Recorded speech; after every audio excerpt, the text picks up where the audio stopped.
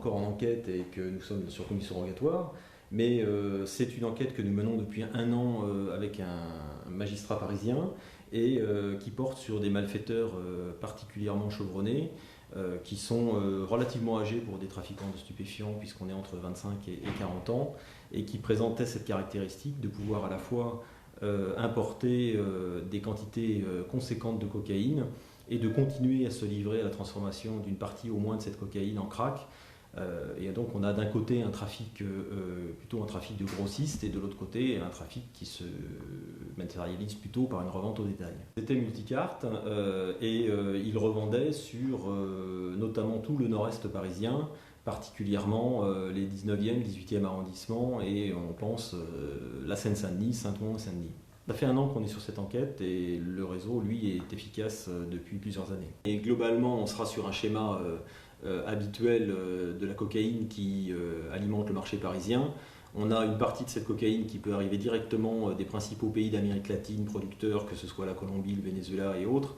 Et dans ce cas-là, on aura une cocaïne qui est assez pure, qui pourra avoisiner les 90%, ou on aura une cocaïne qui a fait un stop soit aux Antilles, soit en République dominicaine, et il est assez fréquent que cette cocaïne-là soit en partie coupée dans ces pays pour augmenter le profit que l'on peut faire en la revendant.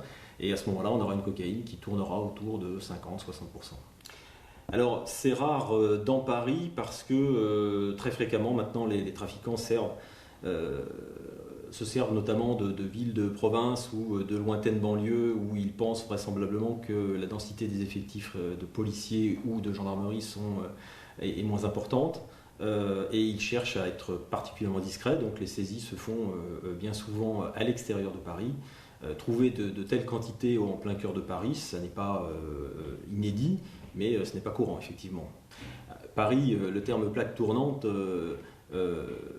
n'est pas forcément un mauvais terme, mais simplement le trafic de stupéfiants se calque sur le trafic commercial légal, sur les voies de communication qui existent, et Paris est un nœud de communication extraordinaire qui profite autant au commerce traditionnel qu'au commerce illicite, que ce soit pour la drogue ou d'autres marchandises. Une augmentation de la cocaïne, oui, c'est un phénomène que l'on constate, et notamment on abandonne de plus en plus le schéma d'une cocaïne, drogue exclusivement réservée à une certaine élite, à une clientèle particulièrement aisée.